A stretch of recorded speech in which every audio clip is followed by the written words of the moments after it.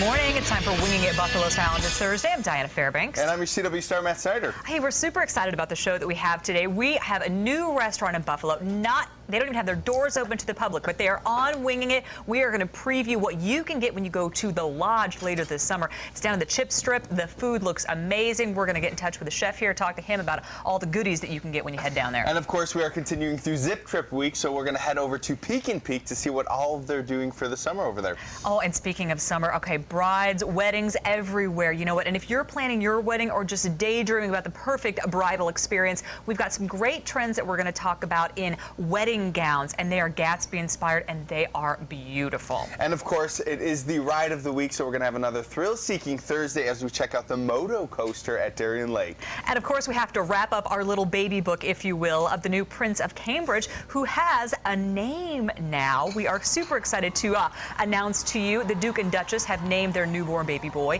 George. Prince George Alexander Louis of Cambridge. Now, obviously, this name has a lot of history, dates back with the royal family. It was the front runner for names, so it's not really a surprise. But it is a nice classic. Been a long line of King Georges in England, including Queen Elizabeth's father, King George VI. He reigned from 1936 until his death in 1952. And I feel like a lot of us are more familiar with that King George because the King's Speech, the Oscar-winning movie, is about that King George. Now, also, I did not know this, did a little research here. Saint George is the patron saint of England, so a tip of the hat there also. A legend for slaying a dragon in the 3rd century. Did you know that? No, I didn't know, but you do now. Yesterday I was on Facebook and one of my friends made a status of like, I hope they decorate the baby's room with dragons, and I was like, wait, what? That's why. I thought Game of Thrones, but I was like, that's not right at all. It can't be. We're a little obsessed with Game of Thrones. And of course, I do believe that it was King George who was king when we broke away from the American colonies. England, oh yeah, so very dramatic there. In Greek, though, I didn't know this. George means farmer, so they're really keeping back to their humble roots as well. And you know, if there's any dragons there, then we definitely have someone that's going to take care of that. Good. All right. You know, we got to move from this little baby to the oldest man. Okay, our producer Lauren Hall came into the newsroom this morning and said, "You guys, I found this story, which I think is really interesting."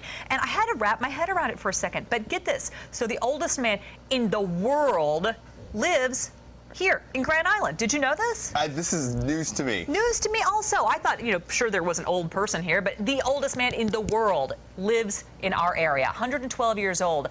Salustiano Sanchez Blázquez. He is the world's oldest man now. That man in Japan died back in June. He was 116.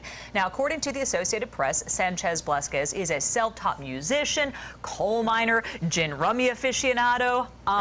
Now, according to Guinness, he is currently the only man born in 1901 with proof of his birth. He has a daughter who's 69, a son who is 76. He has 7 grandchildren, 15 great-grandchildren, 5 great-great-grandchildren, and apparently the key to his longevity, he eats a banana a day. A banana a day. Can you imagine all of the things that he's seen?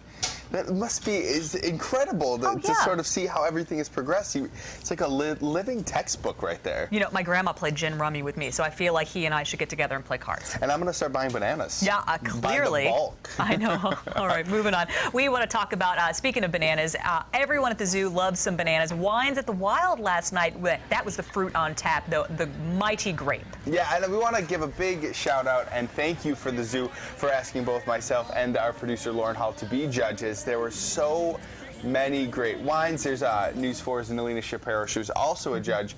You know, the zoo really knows how to throw an event, especially when it comes to food. In the winter, they have polar bites. In the summer, they have Wines in the Wild. There were hundreds of different things to taste and different foods. I have to give a big shout out to Riverstone. They were there. They were on our show. Oh, yeah. They made their ahi tuna nachos again. I have to say they were my favorite entree there. Well, great wines, great beers, yeah. Just a great activity. We were celebrating my daughter's first track meet last night, and she got first place. She got a little ribbon in long jump. In long jump? She's as tall as I am, and so we were celebrating her ribbon. Or she's not as tall as I am. She's a little kid, but she's small for her age, and she got a ribbon in long jump. So maybe this is the start of a track career. Watch out now with her little springy legs. Okay, you know.